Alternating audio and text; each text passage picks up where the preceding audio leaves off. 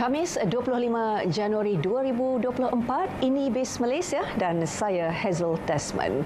Graduan yang mengikuti kursus teknikal dan latihan vocational TVET berjaya menempatkan diri dalam bidang pasaran pekerjaan dengan peningkatan lebih 90%. Dan peningkatan ini didorong oleh keboleh pasaran dalam bidang-bidang tertentu, antaranya objek rangkaian internet IoT. Bagaimana agensi berkaitan melaksanakan program pendidikan dan TVET berimpak tinggi? Kita ikuti terlebih dahulu reaksi berikut.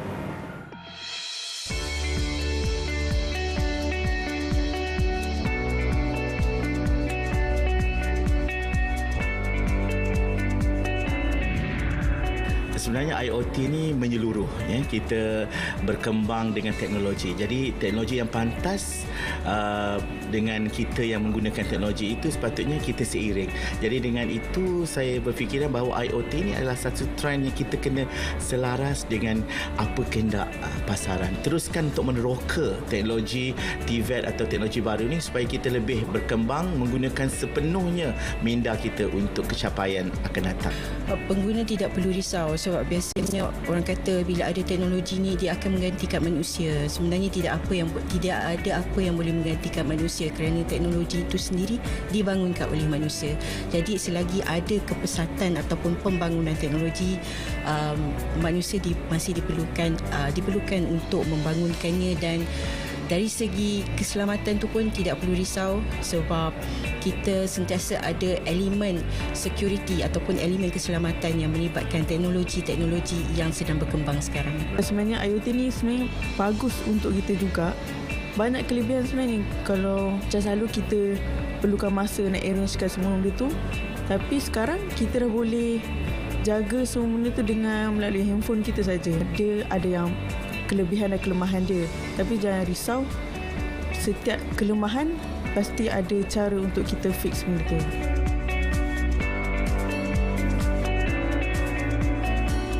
Kembali bersama BIS Malaysia, dan untuk mengupas lanjut mengenai keboleh pasaran graduan dalam industri IoT di Malaysia, bersama saya ketika ini Pengarah Kolej Kemahiran Tinggi MARA, Teknologis Dr. Muhammad Nazif Muhammad Baharudin. Doktor, terima kasih kerana meluangkan masa. Mungkin terlebih dahulu doktor boleh kongsikan data ataupun statistik terkini mengenai keboleh pasaran dan juga prospek gaji graduan TVET di Malaysia ketika ini. Keboleh pasaran bagi graduan TVET khususnya dalam bidang IoT ini sangat-sangat menarik, kerana kalau kita lihat statistik yang dikeluarkan oleh pihak kerajaan, khususnya kerana pihak MARA, kita katakan kita menetapkan 93% sebagai taraf tahap keboleh pasaran kita, namun kita telah mencapai 96.5%. Manakala untuk GDKKM Petaling Jaya yang khusus dalam bidang IoT pula, kita sebenarnya telah mencapai 100%. Ini adalah satu petanda ataupun indikator yang menyatakan bahawa penerimaan industri kepada lepasan graduan TVET khususnya IoT sangat besar di luar sana. Yang menarik, pelajar kita seawal bulan pertama di industri, ada di antaranya telah pun diberi gaji sehingga 3,500. Ini adalah satu pencapaian yang sangat besar dan membanggakan, dan ini mungkin disebabkan oleh beberapa faktor yang mempengaruhi kepada gaji yang diberikan. Antaranya adalah TVET itu, proses TVET itu sendiri yang melahirkan graduan yang sangat-sangat ditunggu-tunggu oleh pihak industri di luar sana.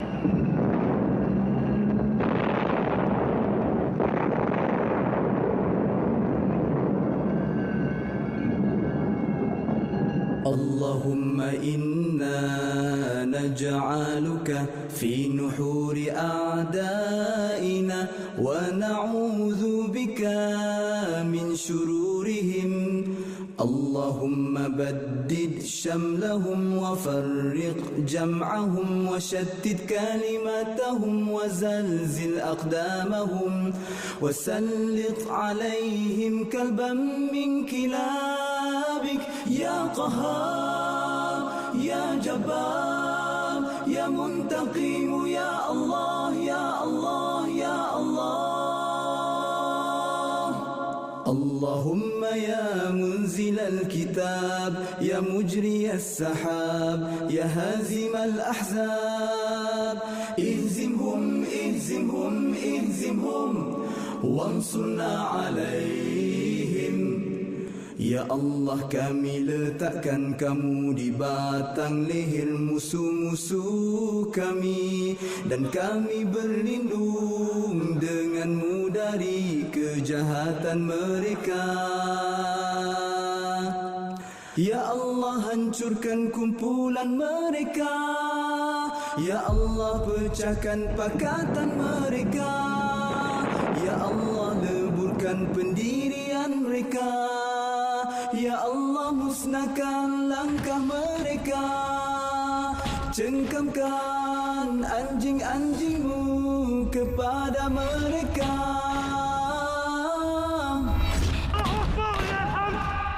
Ya Allah yang maha memaksa, Ya Allah yang maha perkasa, Ya Allah yang maha membalas. Ya Allah, Ya Allah, Ya Allah, yang turunkan kitab, yang gerakkan awan, yang tewaskan tentera Ahzab. Kalahkan mereka, kalahkan mereka, kalahkan mereka, dan kemenangan untuk kami.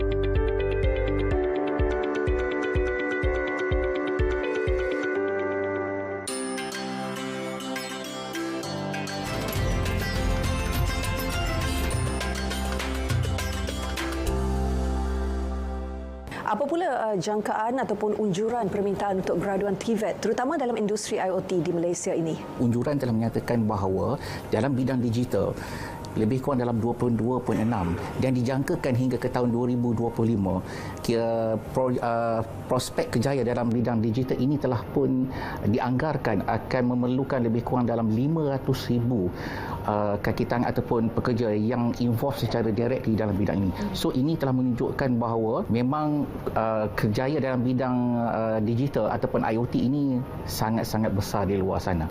Adakah ketika ini wujud jurang di antara permintaan industri dan juga jumlah graduan TVET terutama dalam industri IoT? Bidang ini sangat baru.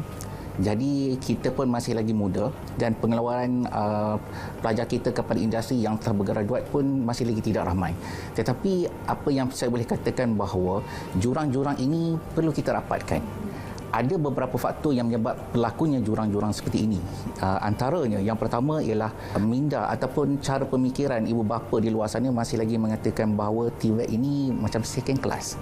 Sedangkan sebenarnya TVET ini dia dapat menghasilkan satu produk pelajar yang dapat diterima baik oleh industri. Maknanya perlu ada usaha lah untuk kita memastikan bahawa ibu bapa dapat membuang stigma tersebut untuk menjadikan mengatakan TVET ini adalah yang terbaik. Yang pertama. Yang kedua adalah disebabkan oleh perubahan teknologi. Kalau di industri setiap 3 bulan industri dah berubah. Kurikulum kita ini dia agak sukar sedikit untuk berubah dalam masa yang singkat. Dia ada syarat-syarat tertentu. Namun begitu, sebagai pembekal kepada sumber manusia seperti kita boleh bertindak lebih kreatif untuk memastikan silibus yang kita bangunkan tersebut dapat menepati kehendak-kehendak industri melalui program-program yang kita anjurkan di dalaman. Sebagaimana yang kita buat di KKTMPJ untuk memastikan jurang itu dapat dipendekkan dengan 4 aktiviti, 4 metod. Ya. Yang pertama, move to the mountain. Yang ketiga, low cost impact. Dan yang keempat, mendesakan IoT. Kesemua program-program ini sebenarnya akan bekerjasama dengan industri dan secara tak langsung akan menyebabkan jurang itu dapat dikecilkan. Itulah kaedah yang kita pakai menyebabkan pelajar-pelajar kita seperti pisang hangat di pasaran. Selain daripada kaedah yang disebutkan oleh Dr. Nazif tadi, bagaimana KKTM memenuhi keperluan industri? Kita tahu seperti yang Doktor katakan tadi, industri berubah setiap 3 bulan. Mungkin sehingga kini pun kadar perubahannya menjadi lebih cepat, semakin hari semakin cepat.